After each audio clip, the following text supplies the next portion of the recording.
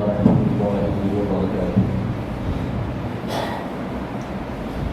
إن الحمد لله نحمده ونستعينه ونستغفره ونؤمن به ونتوكل عليه ونعوذ بالله من شرور أنفسنا ومن سيئات أعمالنا. من يهده الله فلا مضل له ومن يضلل فلا هادي له وأشهد أن لا إله إلا الله وحده لا شريك له وأشهد أن محمدا عبده ورسوله. أما بعد، يا أيها الذين آمنوا اتقوا الله حق تقاته ولا تموتن إلا وأنتم مسلمون.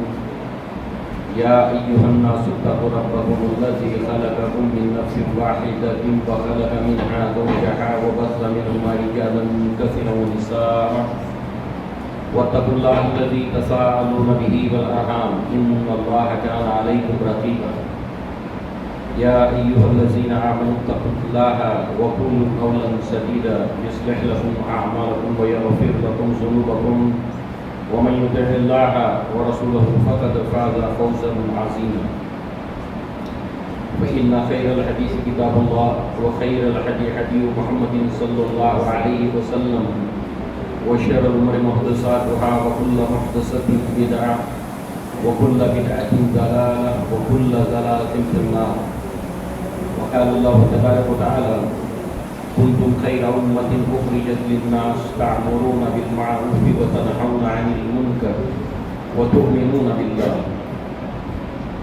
رب اشرح لي صدري ويسر لي أمري واحلل عقدة من لساني يفقهوا قولي. اللهم أرنا الحق حقا وارزقنا اتباعه وأرنا الباطل باطلا وارزقنا اجتنابه. آمین یا رب العالمین. مصلیان اور خواتین اسلام، خطبہ حاجہ کے بعد سورہ آل عمران کی آیت نمبر 110 کا ایک حصہ آپ نے سماعت فرمایا. اس آیت کے حوالے سے جس عنوان کو ہم آج سنیں گے وہ عنوان ہے عظمت صحابہ. صحابہ کرام کی جو عظمت ہے، ان کی جو فضیلت ہے، اس کو ہم انشاءاللہ سمجھیں گے. اس عنوان کی اہمیت بہت زیادہ ہے، اس لیے ایک مسلمان کو اپنے آپ کو صحابہ کرام سے وابستہ رکھنا چاہیے. اس طرح وابستہ رکھیں کہ صحابہ کے بارے میں پڑھتا رہے، صحابہ کے بارے میں سنتا رہے، صحابہ کے بارے میں چرچا کرتا رہے، اپنی گفتگو اپنے کلام کے اندر اس کے مثالیں آئیں. اس طرح سے اپنے آپ کو صحابہ کرام سے وہ وابستہ رکھے. ایک مومن کے لیے، ایک مسلمان کے لیے ضروری ہے. لہذا جہاں تک اس کی اہمیت اس عنوان کی ہے، یہ سمجھ لینا چاہیے اچھی طرح کہ کوئی کتنا ہی اچھا ذہن ہو، کتنا ہی علم والا ہو، وہ لفظوں سے صحابہ کرام کی عظمت، ان کی فضیلت کو بیان نہیں کر سکتا. لہذا اب آئیے اس آیت کی طرف جس کو ہم نے بنیاد بنایا. اس میں اللہ تعالیٰ نے فرمایا: کنتم خیر امت اخرجت للناس، تم ایک بہترین امت ہو جو لوگوں کے لیے نکالی گئی ہو، لوگوں کو بھلائی کا حکم دیتے ہو، برائی سے روکتے ہو، بھلائی کا حکم دیتے ہو، برائی سے روکتے ہو، اور اللہ پر ایمان رکھتے ہو. اس آیت کے مصداق قیامت تک آنے والی امت مسلمہ ہے کہ تم ایک بہترین امت ہو جو لوگوں کے لیے نکالی گئی. پھر بہترین امت ہونے کی علت اور سبب بیان کیا گیا کہ تم بھلائی کا حکم دیتے ہو، برائی سے روکتے ہو، اور اللہ پر ایمان رکھتے ہو. اگر یہ علت نکل جائے تو پھر خیر کی کوئی بات ہمارے اندر باقی نہیں رہتی. اللہ نے ہمیں خیر امت کہا کیونکہ اس کے ساتھ ایک لازمہ ہے. اس لیے تم خیر امت ہو کہ تم بھلائی کا حکم دیتے ہو، برائی سے روکتے ہو، اللہ پر ایمان. یہ نکل جائے تو پھر خیر کا کوئی عنصر باقی نہیں رہتا. اب عمومی طور پر پوری امت مسلمہ ہے، مگر بالخصوص اس سے مراد صحابہ کرام ہیں، اور صحابہ کرام نے خیر امت ہونے کے جتنے بھی لوازمات ہیں، جتنے بھی لازمے ہیں، وہ اپنے اندر شامل کر لیے۔ کسی خیر امت کے اندر جتنی خوبیاں، جتنی بھلائیاں ہو سکتی ہیں، وہ سب صحابہ میں جمع تھی، اور واقعتاً وہ خیر امت تھے۔ اسی طرح خیر امت کا جہاں تک تعلق ہے، دو اقوال کو ہم سنیں۔ ایک تو شیخ ابن عثیمین رحمہ اللہ، آپ نے اس امت مسلمہ کا تقابل گزشتہ امتوں کے ساتھ کرتے ہوئے اس آیت کی تشریح بیان کی۔ گزشتہ امتیں عیسیٰ علیہ السلام کی قوم، موسیٰ علیہ السلام کی قوم، آپ کہتے ہیں کہ ایسے ساتھی، ایسی امت، ایسی بہترین امت اور ایسے ساتھی نہ عیسیٰ کے حوارین میں ہیں، نہ موسیٰ کے 70 نقبہ میں ہیں۔ اب 70 نقبہ کون تھے؟ موسیٰ علیہ السلام جن کو لے کر کوہ طور پر گئے تھے، 12 قبیلوں میں سے چھانٹ چھانٹ کر اچھے لوگوں کو، نیک صالح لوگوں کو لے گئے تھے، کیونکہ دعا کرنی تھی، توبہ کرنی تھی، تو نیک لوگوں کو چھانٹا اس میں سے۔ تو پورے بنی اسرائیل میں بھی یہ 70 بیسٹ تھے، بہترین تھے۔ تو نہ موسیٰ علیہ السلام کے نخبہ، نہ عیسیٰ علیہ السلام کے حوارین، ایسی یہ بہترین امت ہے۔ دوسری طرف ہمارے اپنے زمانے کے اندر لقمان السلفی رحمہ اللہ نے یہ کہا کہ اس سے مراد اصحاب النبی صلی اللہ علیہ وسلم خصوصی طور پر پڑھیں گے، اور آپ نے فرمایا اصحاب النبی صلی اللہ علیہ وسلم۔ یہ صحابہ کرام کی فضیلت، اور اس فضیلت میں بہت سی آیات قرآن میں اللہ نے نازل کی صحابہ کی عظمت اور فضیلت میں۔ اللہ کے نبی نے مجموعی طور پر تمام صحابہ کی فضیلت کو بیان کیا، اور فردن فردن بھی ایک ایک صحابی کی فضیلت اور عظمت کو، مناقب کو بیان کیا۔ ابو بکر صدیق کے مناقب، عمر بن الخطاب کے مناقب، عثمان بن عفان کے مناقب، عمرو بن العاص کے مناقب، علی بن ابی طالب کے مناقب، فردن فردن بھی اور مجموعی طور پر بھی صحابہ کی فضیلت اور ان کے مناقب کو بیان کیا۔ اللہ کے رسول صادق المصدوق۔ بہرحال اب آئیے ایک حدیث کو ہم دیکھیں جس کا تعلق پھر خیر سے ہے۔ کنتم خیر امت، تو اب اس حدیث میں بھی خیر کا ذکر ہے، امت کا بہترین حصہ۔ ابن مسعود رضی اللہ عنہ فرماتے ہیں کہ قال رسول اللہ صلی اللہ علیہ وسلم خیر الناس قرنی ثم الذین یلونہم ثم الذین یلونہم۔ سب سے بہترین زمانہ یعنی اسلام کا، یعنی دین کا سب سے بہترین ایرا، گولڈن ایج، گولڈن پیریڈ، سب سے بہترین زمانہ اسلام کا قیامت تک اللہ کے نبی سے جو بیسٹ ایرا ہے، بیسٹ دورانیہ ہے، وہ میرا زمانہ ہے۔ پھر اس کے بعد ثم الذین یلونہم، پھر جو اس کے بعد کا دور آئے گا، یعنی نبی کا دور کون سا ہے؟ جس میں اللہ کے نبی ہیں اور صحابہ ہیں، یہ سب سے بہترین دور اسلام کا۔ ایک مسلمان کو یہ جان لینا چاہیے کہ اس سے بہترین دور قیامت تک اسلام میں آ نہیں سکتا۔ اس کے بعد اللہ کے نبی کے بعد اب اللہ کے نبی نہیں ہے مگر صحابہ ہیں، اور صحابہ کے ساتھ تابعین ہیں، یہ بہترین دور، مگر تھوڑا سا پہلے دور سے تھوڑا سا نیچے۔ دوسرا دور، پھر تیسرا دور ثم الذین یلونہم، اب صحابہ بھی نہیں ہے مگر صحابہ نے جن کی تعلیم اور تربیت کی وہ تابعین وہ موجود ہیں، اور تبع تابعین۔ یہ ہے اسلام کا سب سے گولڈن پیریڈ۔ یہ اچھی طریقے سے اللہ کے نبی کی اس بات کے اوپر ایک مسلمان کو یقین اور ایمان رکھنا ہے، کیونکہ آپ اپنی طرف سے کچھ نہیں کہتے، وما ينطق عن الهوى، اپنی خواہش نفس سے کچھ نہیں کہتے، الا یہ کہ جو کچھ اللہ نے آپ کی طرف وحی کیا ہے وہی ہے مطلوع قرآن کی صورت میں، وہی ہے غیر مطلوع حدیث کی صورت میں۔ یہ ہے بہترین دور، یہ ایک اصول ہے، یہ ایک ضابطہ ہے، اس کو اچھی طرح مسلمان ذہن میں بیٹھا لے. اسلام کے اندر اس کو سمجھنے کے، اس کے جاننے کے اور دنیا آخرت کے فائدہ اٹھانے کے کچھ اصول ہیں، مسلمہ اصول، اسٹیبلش فیکٹ. جب کوئی انسان اسٹیبلش فیکٹ کو مانے بغیر، مثال کے طور پر کوئی انسان یہ کہے کہ میں نہیں مانتا کہ زمین میں کوئی گریویٹیشنل فورس ہے، جبکہ پچھلے زمانے میں اہل علم نے، فزکس کے ماہرین نے یہ ثابت کر دیا ہے مشاہدے سے، تجربات سے، پوری دنیا کے اندر کسی بھی زمین کے حصے میں چلے جاؤ، یہ آپ کو ٹیسٹ کر کے دیکھو، جانچ کر کے دیکھو، زمین میں گریویٹیشنل فورس ہے.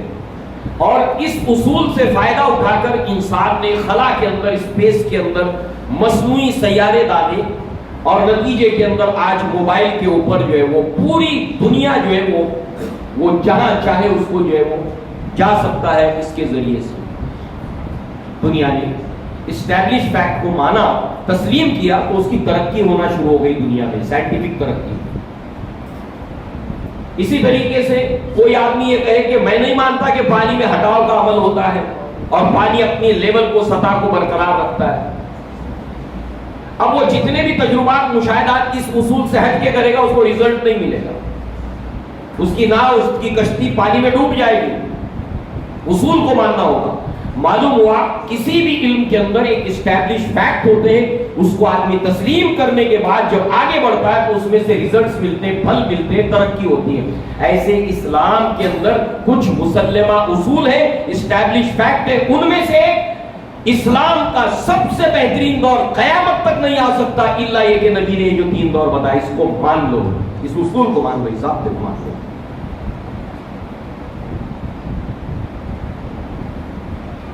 اب تمہیں بہترین اسلام دیکھنا ہے تو آج کے مسلمانوں کو نہیں دیکھنا ہے. کہاں دیکھنا ہے؟ اس دور میں دیکھنا ہے، وہیں سے اخذ کرنا ہے، وہیں سے لینا ہے، ورنہ مایوسی ہوگی، فرسٹریشن ہوگا، ڈپریشن ہوگا. لہذا جو ہے وہ یہ اللہ کے نبی صلی اللہ علیہ وسلم کا فرمان، اسلام کا بہترین زمانہ. اب ہمیں صرف 2 پوائنٹ کے اوپر گفتگو کرنی ہے اس عنوان کا تعارف ہونے کے بعد، اس کی اہمیت کو سمجھنے کے بعد. صرف 2 پوائنٹس، ویسے تو سینکڑوں پوائنٹس ہیں صحابہ کی عظمت کے، سینکڑوں، مگر 2 بنیادی ہم نقاط کو سمجھیں گے. کیوں؟ اس لیے کہ اب تک ہم نے قریب 5 دروس سنے صالح کربلا کو لے کر. اب یہ گویا کہ کنکلوژن، ایک خلاصہ ہے کہ صحابہ کے بارے میں مسلمان کی سوچ کیا ہونی چاہیے.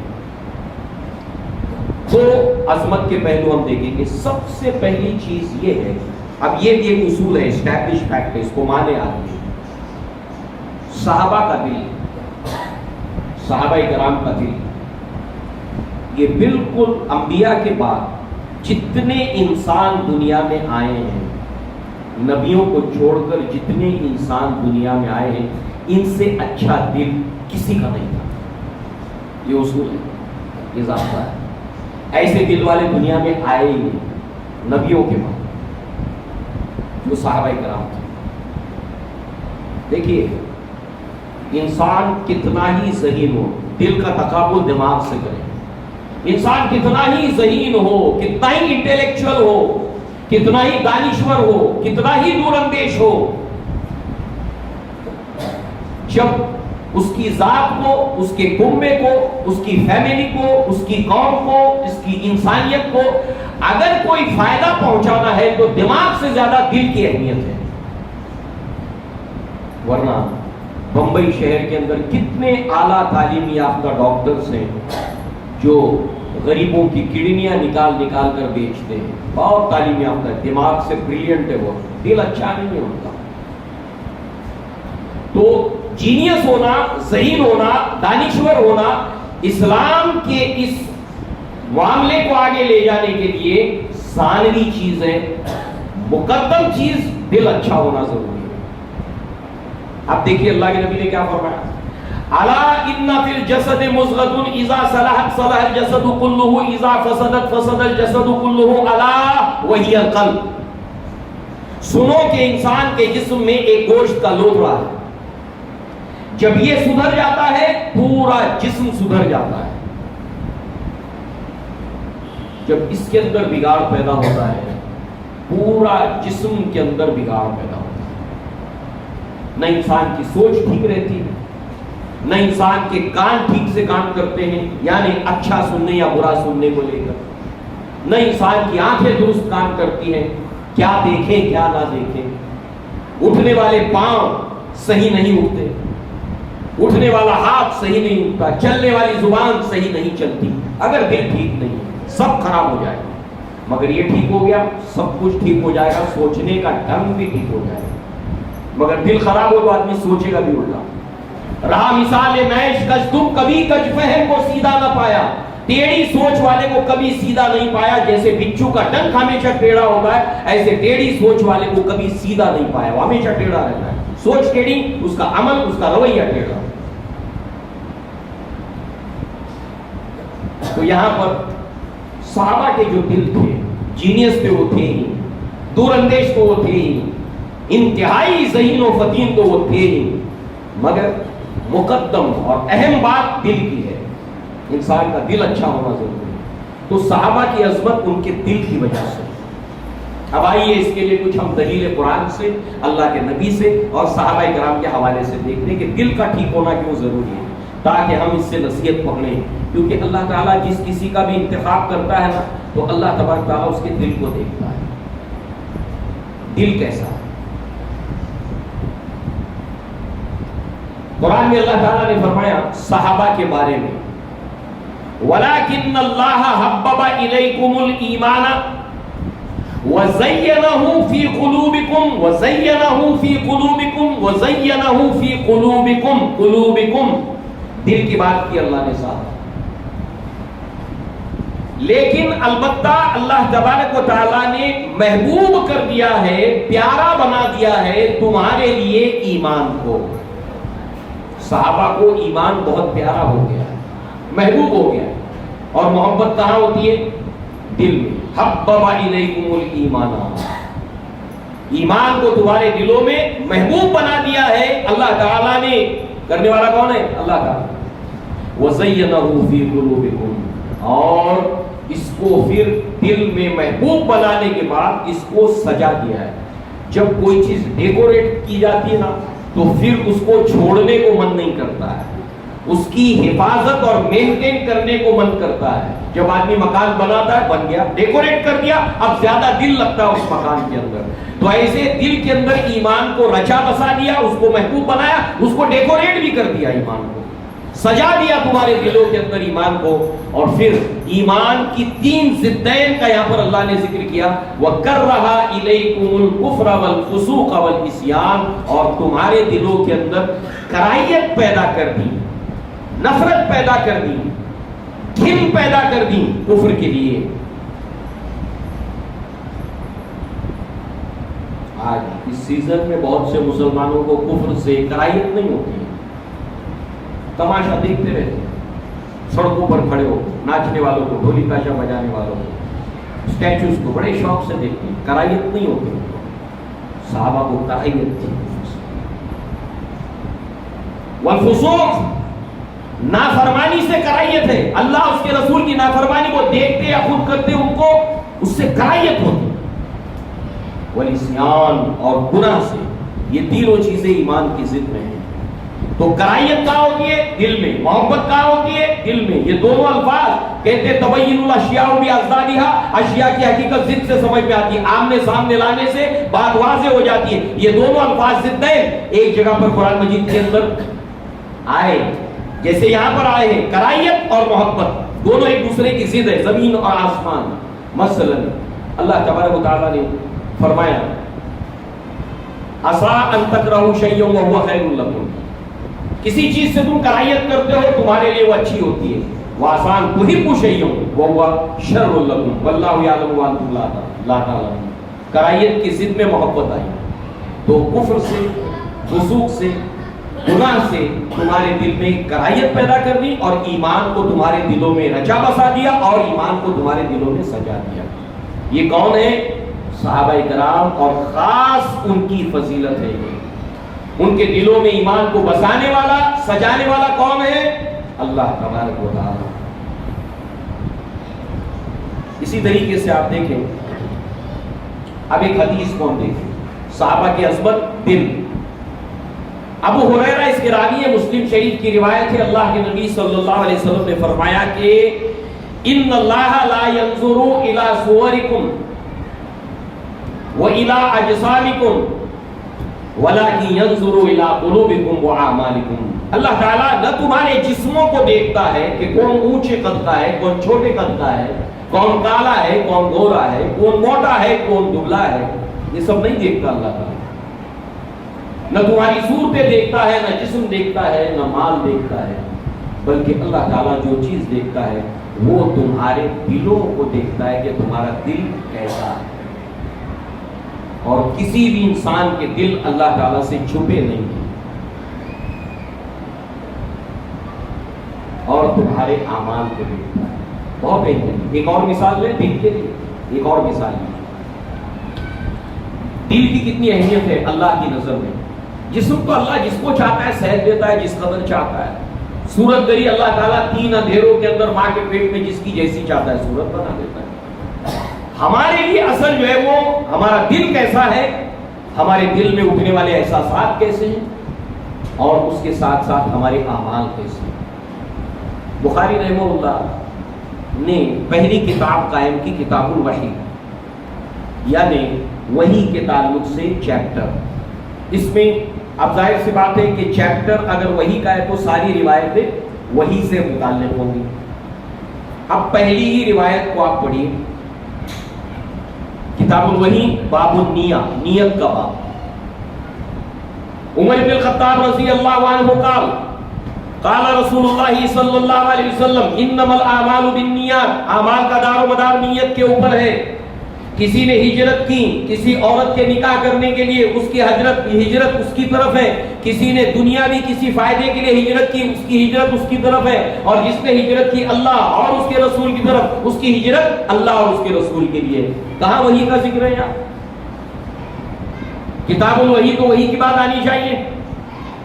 امام بخاری رحمہ اللہ نے کتاب الوحی کے ساتھ میں اس کا تعلق یہ ہے کہ نیت جو ہوتی ہے انسان کے دل میں ہوتی ہے، اور اللہ کے نبی صلی اللہ علیہ وسلم کا دل، آپ کی نیت، آپ کا انٹینشن، آپ کا منشا اتنا پیور تھا، اتنا اچھا تھا دل، کہ اللہ نے آپ کے دل کا انتخاب کیا وحی کے لیے، نزلہ علی قلب۔ دل کی بہت اہمیت ہے اللہ کے نزدیک۔ قیامت کے دن اللہ دیکھے گا کہ کون قلب سلیم لے کر آیا ہے۔ اگر اس پہ فساد ہے نا، دنیا آخرت میں آدمی نقصان اٹھاتا ہے۔ دل اچھا ہو۔ صحابہ کی عظمت دل کی وجہ سے۔ لہذا اب چلیے ہم آگے بڑھتے ہیں کچھ مثالوں کے ذریعے سے، دل اور دماغ تقابل کرتے ہوئے۔ غزوہ بدر ہے، انسان جو ایکٹ کرتا ہے، رد عمل کرتا ہے، عمل کرتا ہے، کریا پرتی کریا اس کے دل اور دماغ کے تابع ہوتی ہے۔ کنٹرول میں دل اور دماغ کی ہوتی ہے۔ کسی کا دماغ حاوی ہو جاتا ہے، کسی کا دل حاوی ہو جاتا ہے۔ دماغ کا کام سوچنا ہے، دل فیصلے لیتا ہے۔ لہذا غزوہ بدر ہے، 313 ہے، سامنے 1000 ہے۔ ابو سفیان کے ساتھ گیا ہوا لشکر 50 سے زیادہ لوگ نہیں ہیں، وہ بھی تجارتی قافلہ ہے۔ اس کو کاؤنٹر کرنا، اس کو قابو میں لانا آسان ہے۔ ابو سفیان کے ساتھ میں جو قافلہ ہے، یہاں پر 1000 کا لشکر، کیل کانٹے سے لیس، جنگجو ماہرین، اور صحابہ 313، سامان اسباب دنیا کا نہیں ہے، کوئی کمپیریزن نہیں ہے، کوئی تقابل نہیں ہے، طاقت کا کوئی ریشو پروپورشن نہیں، بہت فرق ہے، 3-4 گنا کا فرق ہے۔ اگر کوئی انسان غزوہ بدر کے بارے میں نہیں جانتا ہو، اس کے سامنے یہ پوری سچویشن رکھی جائے اور کہا جائے کہ کیا قدم اٹھانا چاہیے، تو اس کا دماغ کہے گا کہ جو قدم اللہ کے نبی نے صحابہ نے اٹھایا اٹھانا ٹھیک نہیں ہے۔ دماغ یہ کہے گا، جس کو نہیں معلوم، ٹھیک ہے۔ اب صحابہ کرام سے اللہ کے نبی مشورہ کرنا، ابو بکر صدیق نے مشورہ دیا، بہترین مشورہ۔ عمر بن الخطاب نے مشورہ دیا، بہترین مشورہ۔ اللہ کے نبی پھر بھی کہتے مجھے مشورہ دو، مجھے مشورہ دو۔ مقداد رضی اللہ عنہ کچھ سوچتے اور کہتے ہیں اللہ کے نبی صلی اللہ علیہ وسلم آپ ہمیں بنی اسرائیل کے اوپر قیاس نہ کیجیے، بنی اسرائیل کے اوپر آپ ہمیں قیاس نہ کیجیے کہ جب موسیٰ علیہ السلام نے انہیں حکم دیا تو انہوں نے کوڑا جواب دیا اذهب انت وربك فقاتلا انا هاهنا قاعدون، تم اور تمہارا رب جا کر قتال کرو، جنگ کرو، ہم تو یہیں بیٹھے رہیں گے۔ وہ بہت زوراور قوم ہے، قومن جبارین، وہ خود ہی ویکینٹ کر دیں، جگہ کو خالی کر دیں تب ہم جائیں گے، ورنہ ہم تو نہیں ہلیں گے یہاں سے، آپ جاؤ، آپ کا رب جاؤ۔ کیوں؟ انہوں نے دماغ سے سوچا۔ ٹھیک، تو ہم وہ جواب نہیں دیں گے آپ کو جو بنی اسرائیل نے دیا تھا اذهب انت وربك فقاتلا انا هاهنا قاعدون۔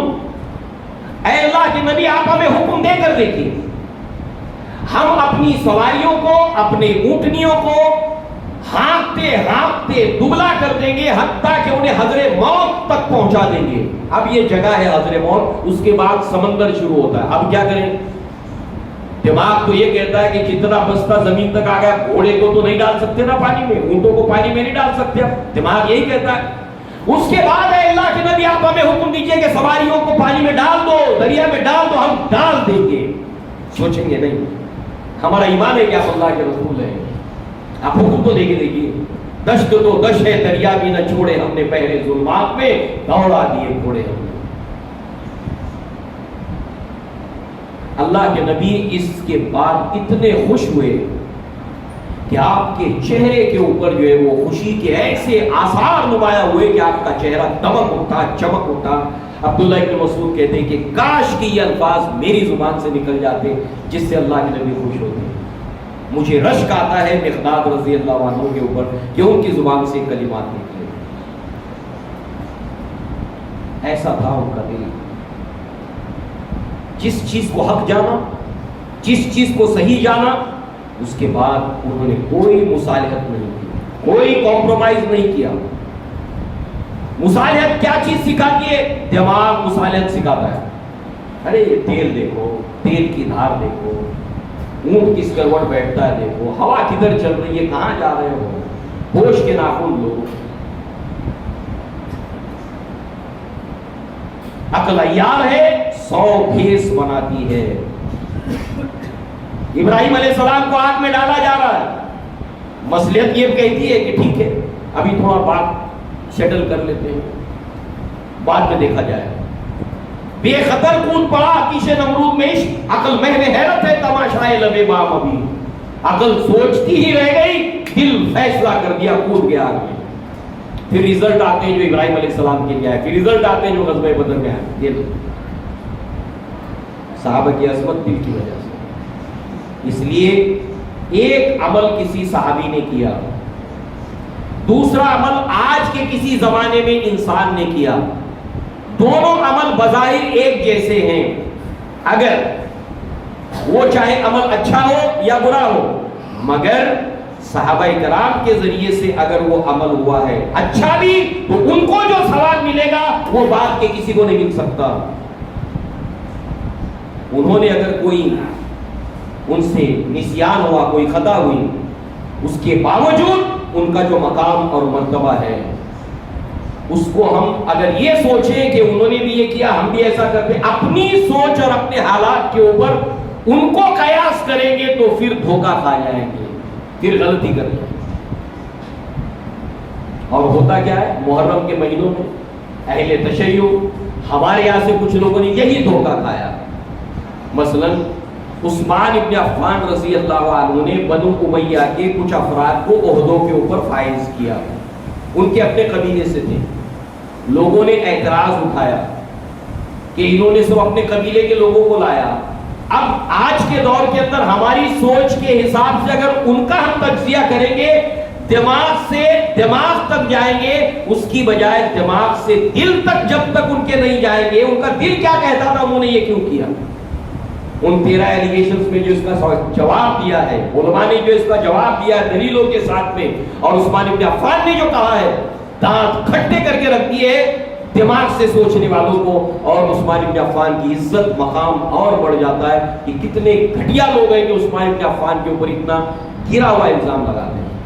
دوسرے، عثمان بن عفان نے کوئی ایکشن نہیں لیا بلوائیوں کے خلاف، قلم سیاہی اور آپ صفحے کے صفحے بھر دیے۔ کمال ہے۔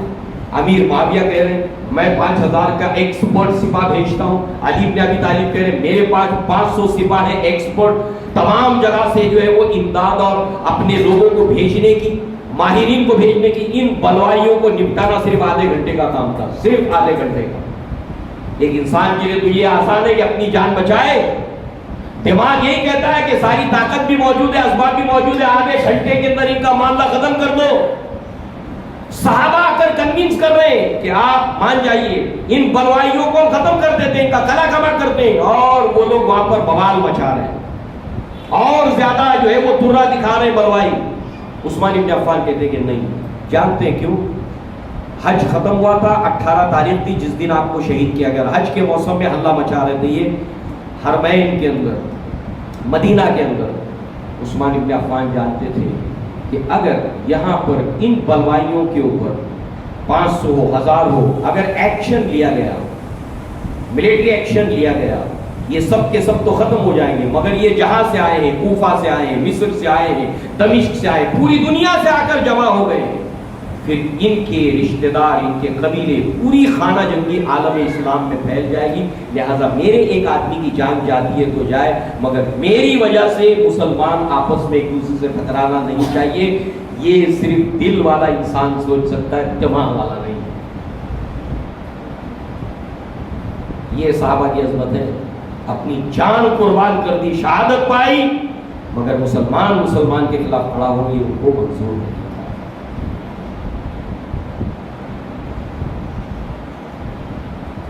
لہذا اب آئیے، دل کو لے کر ہم نے قرآن بھی دیکھا، حدیثیں بھی دیکھی، مثالیں بھی دیکھی۔ اب ایک صحابی کا اثر، عبداللہ بن مسعود رضی اللہ عنہ کہتے ہیں ان اللہ نظر فی قلوب العباد فوجد قلب محمد صلی اللہ علیہ وسلم خیرا فاصطفاه لنفسه ورسالته، ثم نظر فی قلوب العباد بعد قلب محمد صلی اللہ علیہ وسلم فوجد قلوب اصحاب النبی صلی اللہ علیہ وسلم خیرا فاصطفاه یا فجعلهم وزراء۔ اللہ تعالیٰ نے تمام انسانوں کے دلوں کو دیکھا، ان تمام انسانوں میں سب سے بہترین دل اللہ کے نبی کا پایا، تو آپ کو آخری نبوت اور رسالت کے لیے منتخب کیا۔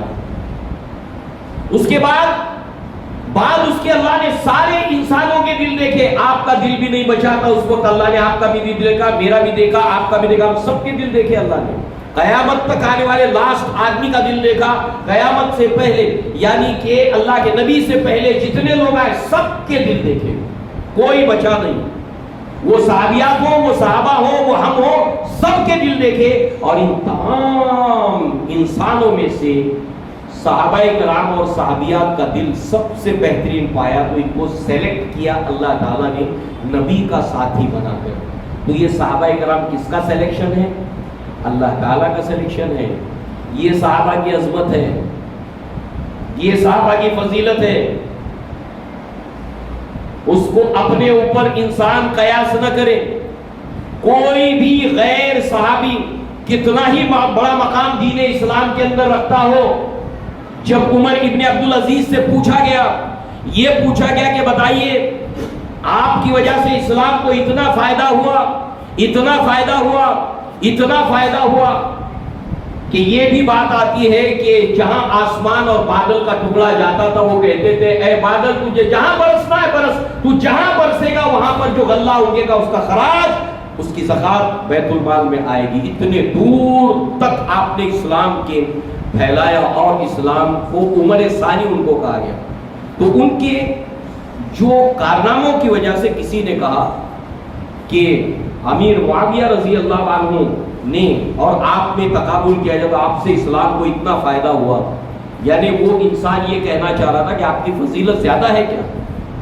اس وقت کہتے ہیں عمر ابن عبدالعزیز کہتے ہیں کہ امیر معاویہ جس گھوڑے کے اوپر بیٹھ کر قتال اور جنگ کیا کرتے تھے اس گھوڑے کے ناک میں جو دھول رہتی تھی اس دھول کے برابر بھی نہیں ہوتا. کتنا ہی بڑا تیسمار ہو وہ صحابہ کے مرتبے کو نہیں پا سکتا. چاہے کسی صحابی نے ایک دن کے لیے اللہ کے نبی کو دیکھا ہو, ایمان لایا ہو اور ایمان کی حالت میں فوت ہوا, صرف ایک دن کے لیے نبی کو دیکھا تھا, اس کا مقام دنیا کے اندر کوئی اب نہیں پا سکتا. یہ اصول ہے, جیسے ہم نے سنا اسٹیبلش فیکٹ ہے, اس کو مان لے, پھر اسلام کو لے کر وہ دھوکہ نہیں کھائے گا, ورنہ وہ جو ہے وہ اپنے اسلام کو بگاڑ لے گا, اسلام کا کچھ نہیں بگاڑ سکے, اپنے آپ کو تباہ کر لے گا, اللہ کی ناراضگی کو مول لے لے گا. تو صحابہ کرام سب سے اچھے دل والے تھے.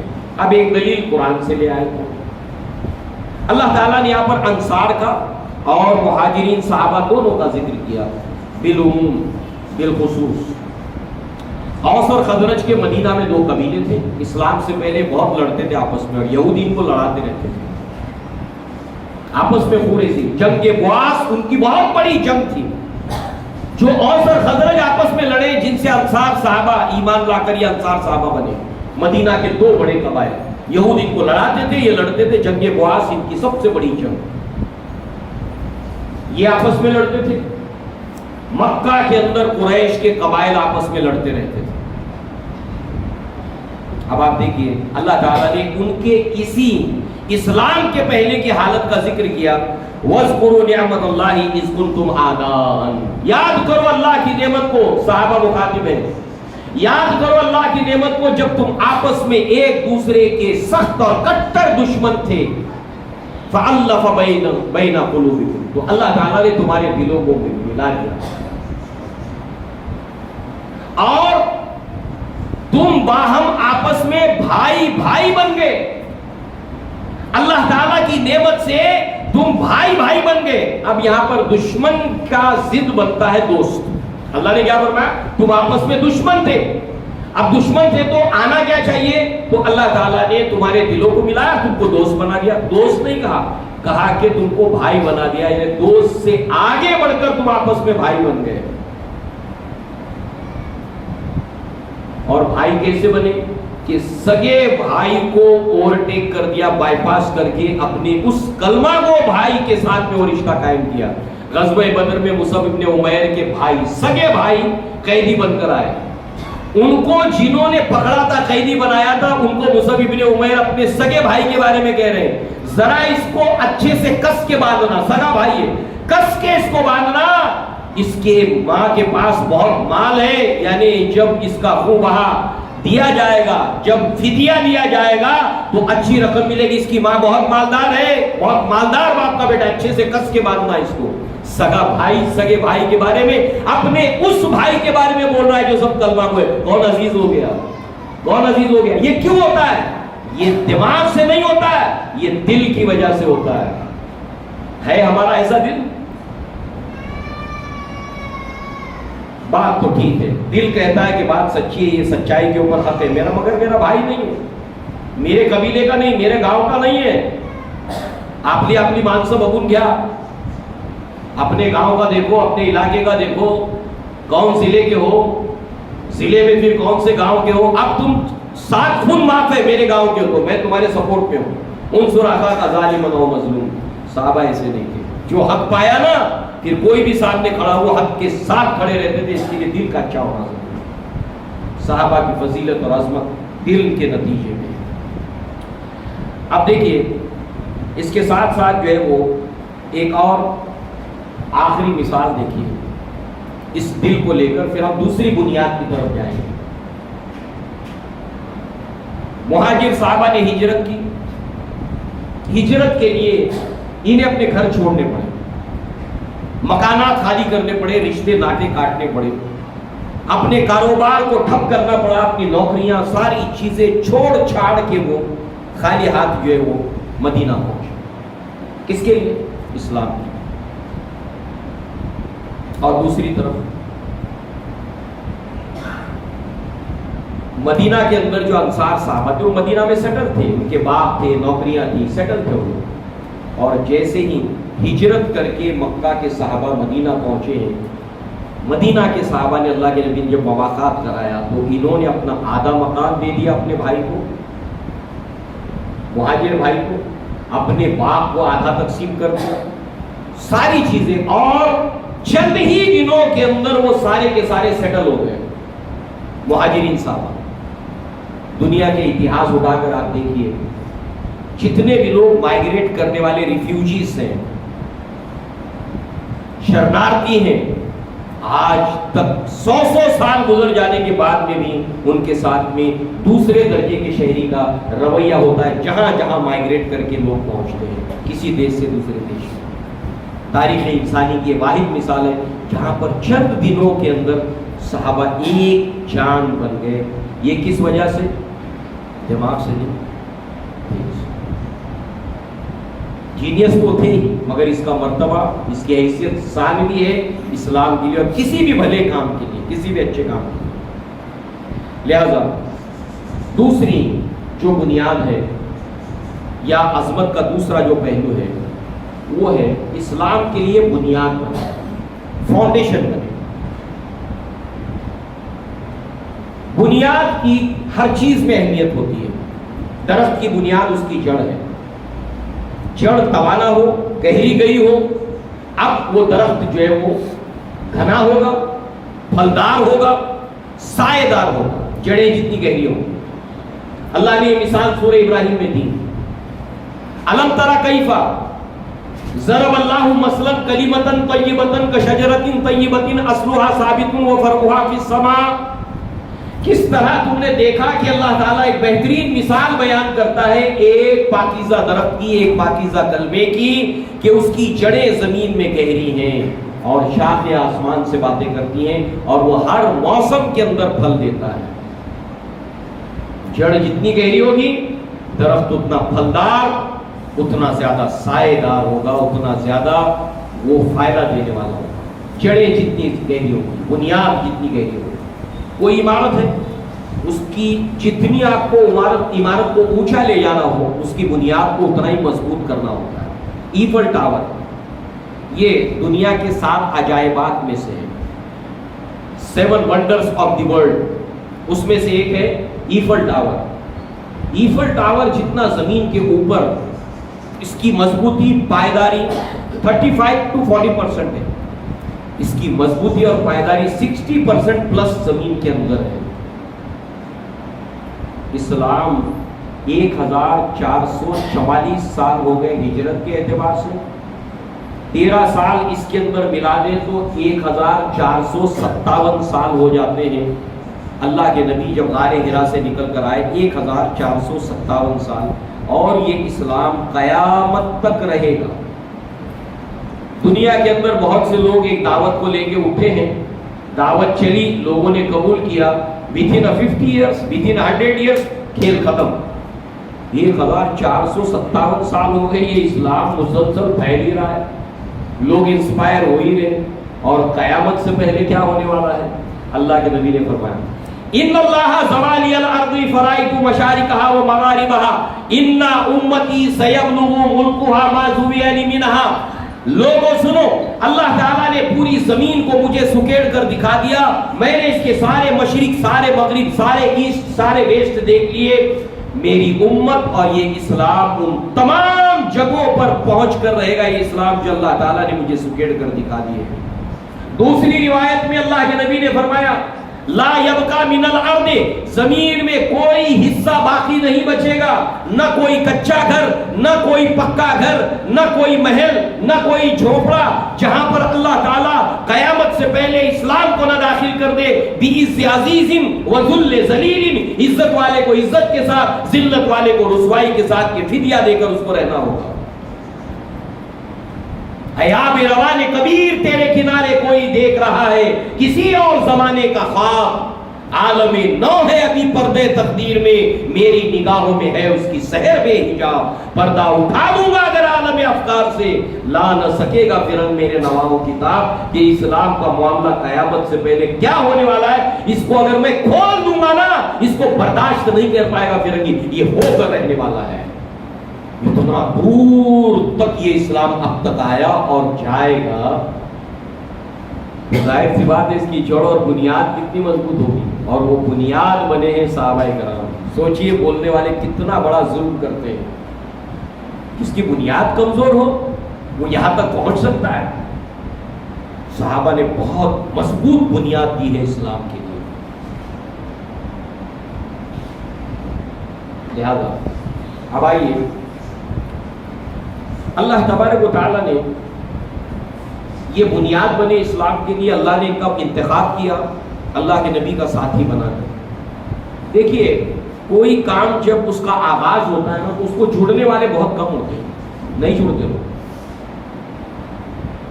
ابھی آپ دیکھیے کچھ لوگ محنت کریں گے، 2 4 10 15 لوگ آ گئے، اور تھوڑی اور محنت کرے اور محنت کرے، مسجد بھر جائے تو پھر اور بلوا رہے ہیں، یہ بھی کرتے وہ بھی کرتے وہ بھی کرتے۔ شروع میں بہت تکلیف ہوتی کسی بھی کام میں، بہت تکلیف ہوتی، بہت قربانیاں دینی پڑتی، بہت ایفرٹ دینے۔ اسی لیے نبی نے فرمایا کہ جو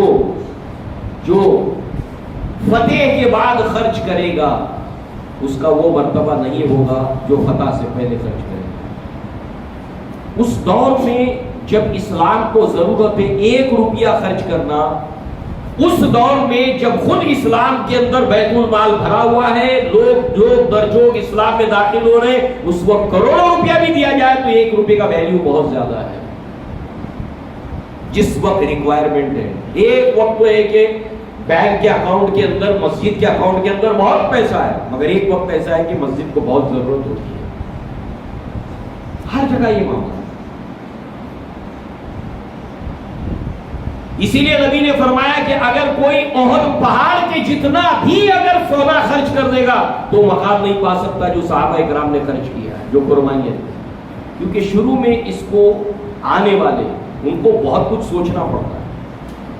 آپ دیکھ رہے ہیں بلال اسلام لائے تو کیا ہو رہا ہے، دماغ کہہ رہا ہے بلال کے ساتھ جو ہو رہا ہے نا تمہارے ساتھ میں بھی ہوگا۔ مصعب ابن عمیر کو گھر سے نکال دیا، تمہارے ساتھ میں بھی ہوگا۔ عقل عیار ہے 100 بھیس بناتی ہے، تو جانے دو ابھی تھوڑا رک جاؤ، تھوڑا تیل دیکھیں گے، تیل کی دھار دیکھیں گے۔ مگر صحابہ کرام جب اسلام کو قبول کیا، چھوڑنا، تعداد کو بڑھانا بھی ضروری تھا، طاقت دینا بھی ضروری تھی، لہذا انہوں نے اعلان کیا، حق کو قبول کیا اور جو تکلیف آئی اس کو برداشت جھیل لیا۔ اور اس طرح میں اکیلا ہی چلا تھا جانب منزل، مگر لوگ ساتھ آتے گئے، کارواں بنتا گیا، دھیرے دھیرے یہ کارواں بنتا۔ پھر ایک وقت تو ایسا آیا کہ اسلام اگر آپ قبول کرتے ہو تو آپ کو دنیا میں رسپیکٹ ملے گا، عزت ملے گی، آپ کا وقار بلند ہوگا کہ یہ اسلام کون ہے۔ مگر یہاں پر بہتان، الزامات، ایلیگیشنز، مار، جائیداد سے بے دخلی، ان سب کے باوجود صحابہ کرام نے بنیاد فراہم کی ہے اسلام۔ اللہ کے نبی نے اس حقیقت کو یوں بیان کیا، بدأ الاسلام غریبا وسیعود کما بدأ فطوبى للغربا، کہ اسلام پہلے اجنبی تھا، اپنے آخری زمانے کے اندر اجنبی ہو جائے گا، تو غربا کے لیے خوشخبری ہے۔ جب اجنبیت کی حالت میں اسلام ہو، اس کو کوئی پہچانتا نہ ہو، اس کو کوئی پہچانتا نہ ہو، آپ اسلام کو اوریجنل آتھینٹک اسلام کو سامنے رکھیں تو لوگ کہتے ہیں ارے یہ کون سی نئی نئی باتیں آپ ہم کو بتا رہے ہیں، ہم نے تو اپنے باپ دادا سے نہیں سنی، اجنبی بن گیا۔ ایسے وہ ابراہیم علیہ السلام نے جو اسلام مکہ میں پیش کیا تھا، جو اسلام اسماعیل علیہ السلام نے پیش کیا تھا، وہ اجنبی ہو چکا تھا مکہ میں جب اللہ کے نبی پیش کر رہے تھے۔ اور اجنبی کے ساتھ کوئی کھڑا نہیں رہتا، آدمی کھڑا اس کے ساتھ رہتا ہے جس کو سب جانتے ہو، ایریے میں جس کا نام ہو، اس کے ساتھ لوگ کھڑے رہتے ہیں، اجنبی کے ساتھ کوئی نہیں کھڑا ہوتا۔ تو وہ اس کے ساتھ کھڑے ہو گئے جس کو ابھی شناخت نہیں ملی تھی، قربانیاں دی، ایثار کیا، جان لگایا، مال لگایا، ٹیلنٹ لگایا۔ اب ایک مثال سنیے، یہ وقت تھا کہ جب کچھ ایسے افراد کی بالخصوص ضرورت تھی جو فلی اپنے آپ کو ڈیڈیکیٹ کر دیں۔ اصحاب صفہ تھے، مسجد نبی میں رہتے تھے، اور جو کچھ وہی نازل ہوتی تھی وہیں دن رات رہ کر جلدی جلدی حفظ کرتے تھے، اس کو یاد کر لیتے تھے۔ اللہ تبارک و تعالیٰ نے، اللہ کی قدرت ایک یہ ہے کہ جب وہ کسی چیز کا ارادہ کرتا ہے، اذا اراد اللہ شیئا حیا اسبابہ، اور اذا اراد اللہ شیئا جب وہ کسی چیز کا ارادہ کرتا ہے تو کہتا ہے کہ کن فیکون، ہو جا، اور وہ چیز ہو جاتی ہے۔ اور ایک کیا ہے؟ اللہ اسباب پیدا کرتا ہے۔ اللہ نے قرآن مجید کی حفاظت کی ذمہ داری دی۔ اسباب کیا پیدا کی اللہ نے؟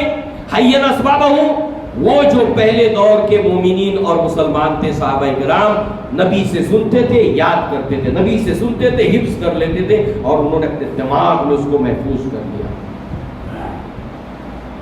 آج اگر کوئی حفظ نہ بھی کرے مگر قرآن اب اسٹیبلش طور پر محفوظ ہو چکا ہے، مگر بگننگ کے اندر اس کی حفاظت کتنا بڑا کام تھا۔ اس وقت آپ کاروبار میں وقت اگر دیں تو اس کو یاد کب کرو گے؟ اس کے بعد اللہ کے نبی کی حدیثیں، قرآن الگ حدیث الگ، قرآن الگ حدیث الگ۔ ابو ہریرہ نے 5000 سے زائد حدیثیں یاد کی، محفوظ کی۔ عائشہ صدیقہ رضی اللہ عنہ 2500 سے زیادہ حدیثیں اللہ کے نبی کی یاد کی، محفوظ کی۔ اور اس وقت پہلے دور میں یاد کرنے کے لیے انہیں اتنی قربانیاں دینی پڑی۔ 23 سال تک اللہ کے نبی رہنے والے تھے، لہذا جلدی جلدی جب تک نبی ہے سب محفوظ کر لینا، یاد کر لینا، نوٹ کر لینا کہ اللہ کے نبی 23 سال کے بعد آپ کا مشن پورا ہو جائے، کوئی چیز باقی نہ بچنے پائے۔ کتنا نازک معاملہ تھا۔ آج کوئی کوتاہی کرے کوئی فرق نہیں پڑے گا، اس وقت ذرا سی بھی کوتاہی جو ہے وہ بہت بڑے نقصان کا سبب بننے والی تھی۔ لہٰذا آپ دیکھیں اصحاب صفہ کیا کرتے تھے؟ دن رات اللہ کے نبی مسجد نبی میں آتے ہیں، اصحاب صفہ کو جمع کر کے کہتے ہیں اے میرے صحابہ بتاؤ تم میں کون یہ بات پسند کرتا ہے کہ وہ عتیق کے بازار میں جائے، عکاظ کے بازار میں جائے اور اپنے لیے خرید کر 1 کوہان کے 2 کوہان کے اونٹ لے کر آئے، یعنی آج کے زمانے میں سب سے مہنگی اور برانڈڈ ورلڈ کی کار، کون یہ پسند کرتا ہے کہ اپنے لیے سواری لائے؟ ان صحابہ نے کہا اللہ کے نبی ہم میں سے ہر کوئی یہ پسند کرتا ہے۔ سنو، تم میں سے کوئی انسان مسجد نبوی میں میرے پاس آ کر بیٹھتا ہے، مجھ سے 1 آیت 2 آیتیں سیکھتا ہے، یاد کرتا ہے، محفوظ کرتا ہے، سمجھو کہ اس نے 1 کوہان 2 کوہان کے اونٹ جو ہے وہ اپنے لیے جمع کر لیے، 2 آیتیں تو 2 اونٹ، 3 آیتیں 3 اونٹ۔ صحابہ کرام نے اس کو تج دیا اور اپنے آپ کو پوری طریقے سے فوکس کیا اس کو جمع کرنے میں، حتیٰ کہ اتنے بھوکے رہتے تھے کہ ان کو چکر آ کے وہ گر جاتے تھے، اور کچھ لوگ سمجھتے تھے کہ ان کو مرگی آئی ہوئی ہے۔ ایسی بنیاد بنے ہیں صحابہ، ایسا فاؤنڈیشن انہوں نے جو ہے وہ پرووائڈ کیا ہے اسلام کے لیے۔ اب یہ تو اجتماعی مثالیں ہو گئی، ایک مثالوں کا ڈھیر ہے۔ ابو دہدہ رضی اللہ عنہ ایک صحابی ہے، ابو طلحہ کا قصہ مشہور ہے، باغ والا جو آپ نے خرچ کر دیا تھا جب آیت آئی تھی لن تنالوا البر حتی تنفقوا مما تحبون، مگر ایک آیت وہ بھی ہے، اللہ نے فرمایا ومن یقرض اللہ قرضا حسنا، کون ہے جو اللہ کو قرض حسنا دے؟ تو دوسرے صحابی ہے جن کا نام ہے ابو دہدہ۔ اوتھینٹک روایت، اوتھینٹک جو ہے وہ یہ روایت کے اندر موجود ہے۔ ابو دہدہ رضی اللہ عنہ جب یہ آیت سنتے ہیں، اللہ کے نبی کا منادی مکہ میں اعلان کر رہا ہے من یقرض اللہ قرضا حسنا، اللہ کے نبی کے پاس آتے ہیں کہ اللہ کے رسول اللہ تعالیٰ قرض حسنہ مانگتا ہے، اللہ قرض مانگتا ہے، قرض حسنہ اللہ ہی دے رہا اور اللہ کہہ رہا ہے کون ہے مجھے قرض حسنہ دے گا؟ اسلام کے لیے ضرورت تھی اس وقت، اللہ کہہ رہا ہے کون ہے جو مجھے قرض حسنہ؟ ابو دہدہ کہتے ہیں اللہ کے نبی اپنا ہاتھ آگے بڑھائے، ہاتھ بڑھایا، اپنا ہاتھ اللہ کے نبی کے ہاتھ پہ دیا، اے اللہ کے نبی یہ باغ جس میں 600 درخت ہیں اور کھجوریں بالکل پک کر تیار ہیں، فصل پک کر تیار ہے، یہ میں نے اللہ کی راہ میں دے دیا، اللہ کو قرض حسنہ دے دیا۔ عقل یہ کہتی ہے کہ دے دو نا، میں نے کب منع کیا؟ دینا ہی چاہتے ہو سب دے دو، مگر کم سے کم یہ جو اس سال کی فصل ہے یہ تو اتار دو، جو فصل پکی ہوئی ہے اس کے سمیت دے دیا۔ جاتے ہیں باغ کے باہر، اسی باغ کے اندر ان کا گھر بھی ہے، اپنے کنبے کے ساتھ وہاں رہتے ہیں، باہر سے آواز دیتے کیونکہ اب میں مالک نہیں رہا، میں نے دے دیا، اللہ کو دے دیا، باہر سے آواز دیتے اے ابو دہدہ کے بچوں کی ماں، بچوں کو لے کر باہر آ جاؤ، میں نے اس کو اللہ کو دے دیا ہے، قرض حسنہ دے دیا ہے۔ ابو دہدہ کے بیوی ایک بچے کو گود میں، ایک کو ہاتھ میں لے کے، سب کو لے کے بات کے باہر آ جاتی اور کہتی کیا ہے وہ صحابیہ اللہ اکبر، اے ابو دہدہ کے بچوں کی ابا آپ نے تو بڑے فائدے کا سودا کر دیا، اگر آج کے دور میں کہا جائے تو سڑک کے اوپر آ گئے، یہ ان کا دل تھا اللہ کے لیے، اس کے رسول کے لیے ایسی مخلوق آسمان نے زمین نے پہلے کبھی نہیں دیکھی ہے. یہ عظمت ہے صحابہ کرام کی, ان کے دل کی وجہ سے, ان کے بنیاد بننے کی وجہ سے جو اسلام کے لیے انہوں نے فراہم کیے. کتنے بڑے ظالم ہیں وہ لوگ جو صحابہ کی طرف انگلی اٹھاتے, نادان ہیں, ان پڑھ ہے, گوار ہے, جاہل ہے, جو صحابہ کی عظمت کو سمجھے بغیر ان کے اوپر جو ہے وہ نکیریں کرتے ہیں. انہوں نے صحابہ کی عظمت کو نہیں پہچانا. بس آخر میں اتنی بات کہ اللہ کے نبی نے فرمایا اللہ اللہ فی اصحابی, اللہ اللہ میرے صحابہ کے بارے میں اللہ سے ڈرو. من احبہم فبحبی احبہم ومن ابغضہم فببغضی ابغضہم. جس نے ان سے محبت کی اس نے مجھ سے محبت کی, جس نے ان سے بغض رکھا انہوں نے مجھ سے بغض رکھا. آخری صحابی اس دنیا کے اندر ابو طفیل صحابی ہیں, اور یہ لگ بھگ 100 ہجری یا 110 ہجری کے اندر وفات پائے. 100 یا 110 ہجری کے اندر وفات پائے ابو طفیل واصلہ رضی اللہ عنہ 110 ہجری میں. خیر القرون کرنی ثم الذین یلونہم ثم الذین یلونہم, یہ دوسرا دور ابو طفیل واصلہ کے اوپر آ کر ختم ہوتا. اور اس سے پہلے سارے کے سارے واقعات ختم ہوئے, یعنی کربلا بھی اس سے پہلے ہوئی, جنگ جمل بھی اس سے ہوئی, جنگ صفین بھی, سب کچھ ہوا. جنگ جمل جنگ صفین میں صحابہ آمنے سامنے ہیں, ایک دوسرے کا قتل بھی, باوجود اس کے صحابہ کی فضیلت ہے.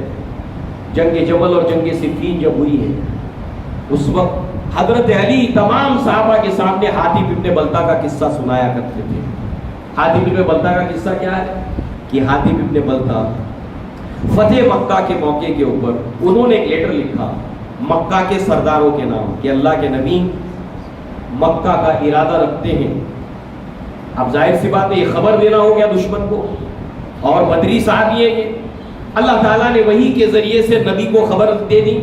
اللہ کے نبی نے حضرت علی ابن ابی طالب کو بلایا اور کہا کہ جاؤ فلاں جگہ پر یہ گڑیا ہے ملے گی, اس کے پاس لیٹر ہے. علی ابن ابی طالب لے کر آئے, دیکھے تو حاتب ابن بلتہ نے لکھا ہے. بلایا گیا, کہا اللہ کے نبی نہ میرے اسلام میں فرق ہے نہ میرے ایمان میں فرق ہے. کلمہ شہادت کو دہرایا اور اس کے بعد میں کہا اللہ کے نبی اس میں کوئی فرق نہیں آیا, بس یہ ہے کہ میرے رشتہ دار مکہ میں رہتے ہیں تو میں نے سوچا کہ تھوڑا سا ان کو کنسیشن ان کی طرف سے مل جائے, اس لیے میرے دل میں بات آئی تو میں نے ایسا کیا, ورنہ ایسا کوئی معاملہ نہیں. عمر بن الخطاب نے کہا اللہ کے نبی مجھے اجازت دیجیے میں ان کی گردن مار دوں. اللہ کے نبی نے فرمایا اے عمر تمہیں کیا معلوم یہ بدری صحابی ہیں اور اللہ تعالیٰ ان کی مغفرت کر چکا. اس کے باوجود, یہ سب ہونے کے باوجود ان کی فضیلت مسلم ہے, یہ اسٹیبلش فیکٹ ہے, یہ قاعدہ ہے. کوئی کہے گا میں اس کو نہیں مانوں گا, وہ اپنی عمارت کو اسلام کے برباد کر دے گا, اپنے ایمان کو خراب کر دے گا اس اصول کو اگر نہیں مانے گا. تو علی بن ابی طالب اگرچہ جنگ جمل جنگ صفین میں آمنے سامنے صحابہ یہ قصہ صحابہ کو سناتے تھے, یہ قصہ سناتے تھے صحابہ. قیامت کے دن اللہ تعالیٰ کا اصول ہے, ضابطہ ہے. اللہ تعالیٰ حشر کے میدان میں سب کو نور تقسیم ہوگا جو کامیاب ہونے والے, کسی کو کم کسی کو زیادہ. اس کے بعد پل صراط کے اوپر سے چلے گے, نیچے جہنم ہے. کوئی بجلی کی رفتار سے جائے گا, کوئی ہوا کی رفتار سے جائے گا, کوئی گھوڑے کی رفتار سے جائے گا, کوئی جو ہے وہ گھسٹتے گھسٹتے زخمی ہو کر بالآخر پل صراط پار کر لے گا. جس کو گرنا ہے پل صراط کے اوپر سے جہنم میں گر پڑیں گے. جب سارے کے سارے کامیاب ہونے والے پل صراط پار کر لیں گے, اس کے بعد جنت میں داخلے سے پہلے ایسے یہ تمام جو جنتی پل صراط پار کر کے آ گئے ہیں یہ سب جنتی ہیں.